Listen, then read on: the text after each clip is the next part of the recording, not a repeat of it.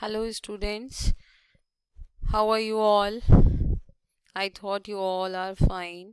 Yes, uh, today we continue with our objectives of communication topic. Last lecture में हमने objectives of communication के points discuss किए थे. एक बार और रिवाइज कर लेते हैं. First point is smooth and unrestricted running of the enterprise. Yes, it depends on an effective system of communication in every organization, big or small, may it be in the public or private sector. Communication plays a major role. Yes, ये सही बात है बिल्कुल कि communication जो है वो हमेशा एक मेजर रोल प्ले करता है और ये हमारे कम्युनिकेशन के इफेक्टिव सिस्टम पर डिपेंड करता है कि हमारी जो ऑर्गेनाइजेशन है और एंटरप्राइज है उसमें स्मूथली वर्क हो रहा है कि नहीं हो रहा है. और वो तभी पॉसिबल हो सकता है जब वहाँ पर इजीली सब कुछ हो. यानी कि बहुत ज़्यादा रेस्ट्रिक्शंस करने से भी कभी कभी हमें लॉस हो जाता है. तो हमें अपने कम्युनिकेशन को इफेक्टिव रखना चाहिए, अपने सिस्टम को इफेक्टिव रखना चाहिए.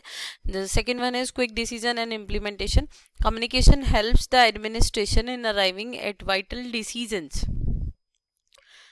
In its absence, it may not be possible for the top administration in arrival at vital decisions. Yes. तो क्विक डिसीजंस एंड इम्प्लीमेंटेशन में क्या होता है कि जैसे just as without soul human bodies is but a corpse. Similarly, howsoever intelligent and painstaking the personnel or management may be, it would be of no avail unless the top management can effectively communicate either the policy or the decision to those who can translate it into action. Yes, अगर short में कहा जाए तो effective communication is the sine qua non for the quick and systematic implementation of the management decisions. Yes, तो quick decisions and implementation में क्या होता है, कम्युनिकेशन हमें हेल्प करता है हमारे एडमिनिस्ट्रेशन में जो भी वाइटल्स डिसीजन अराइव होते हैं उसमें. In its absence it may not be possible, और इसकी एब्सेंस में ये पॉसिबल नहीं होता फॉर द टॉप एडमिनिस्ट्रेशन के लिए in arriving at vital decisions. Yes, the third one is proper planning and coordination. कोई भी हम वर्क करते हैं, कोई भी हमारा टारगेट होता है, हमारा एम होता है, उसे कंप्लीट करने के लिए, उसको अचीव करने के लिए ज़रूरी है कि हम पहले प्लानिंग करें. अगर हमारी प्लानिंग ही प्रॉपर नहीं होगी तो ना ही हम उसे ऑर्गेनाइज कर पाएंगे. अगर ऑर्गेनाइज नहीं कर पाएंगे तो हमें कोऑर्डिनेशन ही नहीं मिलेगा, एम्प्लॉयज़ आपस में भी कोऑर्डिनेशन नहीं कर पाएंगे.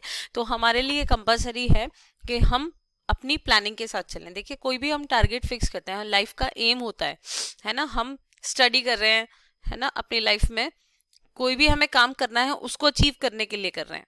ठीक है, ये चीज़ें हमें समझ में आती हैं एक टाइम पर कि हाँ हमें ये चीज़ करनी है. क्यों? क्योंकि हमें ये बनना है. हमें ये पढ़ाई करनी है क्योंकि हमें ये बनना है. तो ये बनेंगे कब? जब हमारी प्लानिंग सही होगी, है ना. तो प्लानिंग हमारी प्रॉपर होनी चाहिए. Communication also helps a lot in planning. Communication हमारी हेल्प करता है प्लानिंग करने में एंड कोऑर्डिनेट करने में, है ना. A large degree coordination and cooperation depends upon adequate and effective system of communication. और ये हर एक लेवल पर करता है, at all levels of management and in all areas of organization. Organisation के हर एक एरिया में. The next one is helps in selection of best employees. Yes, communication एक इम्पॉर्टेंट रोल प्ले करता है. ये हम पहले भी सुन चुके हैं, पढ़ चुके हैं. अभी भी इस पॉइंट में भी ये डिस्क्राइब किया गया है कि कम्युनिकेशन एक इम्पॉर्टेंट रोल प्ले करता है, बहुत इम्पॉर्टेंट रोल प्ले करता है. यहाँ पर किस चीज़ के लिए रोल प्ले कर रहा है कम्युनिकेशन? सिलेक्शन ऑफ एम्प्लॉयज़ में, ऑफ द ऑर्गेनाइजेशन के एम्प्लॉयज़ के सिलेक्शन में. Communication system helps the personal manager in obtaining the detailed informations about the mental ability, character, physical health, attitude and behavior of the person. देखिए, जब हम किसी से अपने व्यूज़ शेयर करते हैं, अपने आइडियाज़ शेयर करते हैं, अपने ओपिनियन शेयर करते हैं, तो हमें उस पर्सन की फिजिकल हेल्थ का, उसके एटीट्यूड का, उसके बिहेवियर का, उसके कैरेक्टर का, उसकी मेंटल एबिलिटी का पता चलता है. उसके साथ जो भी हम डिस्कशंस करते हैं उसके अकॉर्डिंग, है ना, तो हमें उसका पता चलता है. तो कम्युनिकेशन हमें हेल्प करता है हमारे एम्प्लॉयज़, बेस्ट एम्प्लॉय को जानने में, सिलेक्ट करने में. Next one is basis of control.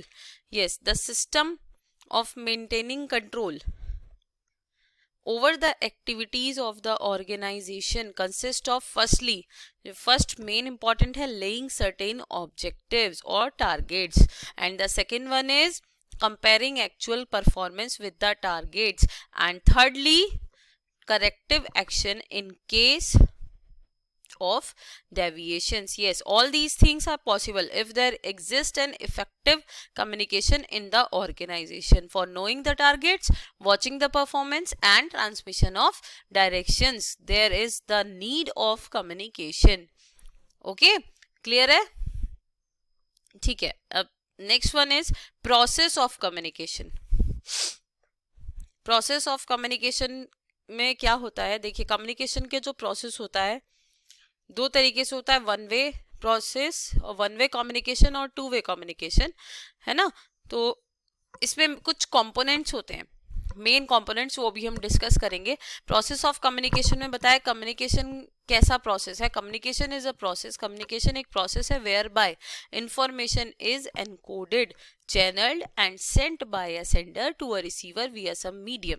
एक मीडियम के थ्रू हम इंफॉर्मेशन को एनकोड करते हैं, चैनल के थ्रू सेंड करते हैं, है ना, सेंडर के थ्रू सेंड की जाती है चैनल्स या मीडियम्स में, to a receiver via some medium, है ना. रिसीवर को, सेंडर रिसीवर को सेंड करता है, तभी जो रिसीव कर रहा है तभी तो वो रिसीवर बनेगा. All forms of communication require है सेंडर. कोई भी फॉर्म होती है कम्युनिकेशन की, उसमें ज़रूरी होता है एक सेंडर का होना, एक चैनल का होना, एक मैसेज का होना और एक रिसीवर का होना, एंड द फीडबैक और फीडबैक रिसीव करना. अ hindrance in the communication process is called noise. Yes, noise क्या है? Noise is not an integral part of the chain like communication process, but it may influence the process at any or all points. Noise is any interference with the normal flow of understanding from one person to another. Noise may be with the receiver or channel or the message or sometimes the external environment. Psychological noise consists of forces within the sender or receiver that interfere with understanding. As example, egotism, hostility, etc. Noise reduces the effectiveness of communication. Noise जो होती है communication की effectiveness को reduce कर देती है. Therefore, it is necessary to take preventive step to reduce the level and intensity of noise to make communication effective. Clear है? अब हम आते हैं वन वे कम्युनिकेशन पर. यस, वन वे कम्युनिकेशन से पहले हम एक बार इसके कंपोनेंट्स देख लेते हैं. कम्युनिकेशन के कंपोनेंट्स. कम्युनिकेशन के कंपोनेंट्स में सबसे पहले आता है हमारा सेंडर. सेंडर कौन होता है? Initiates the communication process by developing an idea into a message known as encoding. इसके बाद आते हैं हम चैनल पर. Channel, the sender transmit the message through a channel or a method of delivery. As example, email, phone, conversations, instant messages, face-to-face discussion, or even a text message. Next is receiver.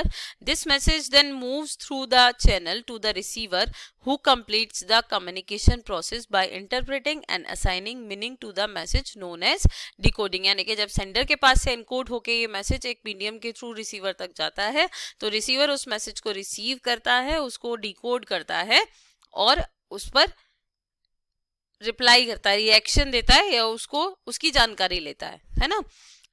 The last one is feedback. This is a critical component in the communication process as it ensures a message was properly received and interpreted. और एक main part जो होता है feedback का, या एक main role जो होता है फीडबैक का, फीडबैक के थ्रू या फीडबैक से हमें पता चल जाता है कि हमारा मैसेज रिसीवर तक पहुंचा है, किस फॉर्म में पहुंचा है. जो भी उसका रिएक्शन और रिप्लाई होता है उसके अकॉर्डिंग हमें उसका पता चल जाता है. अब कम्युनिकेशन प्रोसेस या टू टाइप्स के होते हैं, one way communication and two way communication. एक वन वे कम्युनिकेशन में मोस्ट इंपॉर्टेंट चीज ये है कि वन वे कम्युनिकेशन में हमें फीडबैक नहीं रिसीव होता है ना. जैसे आप डायग्राम देख रहे हैं यहाँ पे एरो बना हुआ, इधर से सेंडर से मैसेज गया चैनल के थ्रू और ये रिसीवर ने रिसीव कर लिया, यहाँ पे कोई फीडबैक नहीं होता। और जैसा इन्होंने कहा, one way communication involves the transfer of information in one direction only from the sender to the receiver. There is no opportunity for the receiver to give feedback to the sender. Yes, यहाँ पे कोई opportunity नहीं होती है receiver के पास अपना feedback देने की. As example, weather report on television, newspaper, recorded music on the CD, billboard messages. Okay. And the next one is two-way communication. Two-way communication is a form of transmission in which both parties involved transmit information. जिसमें दोनों parties involve होती हैं अपनी information को transfer करने के लिए, transmit करने के लिए. Two-way communication has also been referred to as interpersonal communication. इसको हम interpersonal communication भी कह सकते हैं. और इसमें देखिए डायग्राम में दिया है, ये एरो दोनों तरफ बने हुए हैं, यानी कि सेंडर यहाँ से मैसेज फॉरवर्ड करता है रिसीवर के पास और रिसीवर फीडबैक देता है, अपना मैसेज सेंडर तक पहुंचा सकता है. आपको यहाँ पे एग्जांपल भी दिए हैं, chat rooms and instant messages, telephone conversations, classroom lectures etcetera. तो स्टूडेंट्स, आज का ये हमारा टॉपिक कंप्लीट होता है. आपको जो इसमें कुछ कन्फ्यूजन है तो प्लीज़ आप डिस्कस कीजिएगा.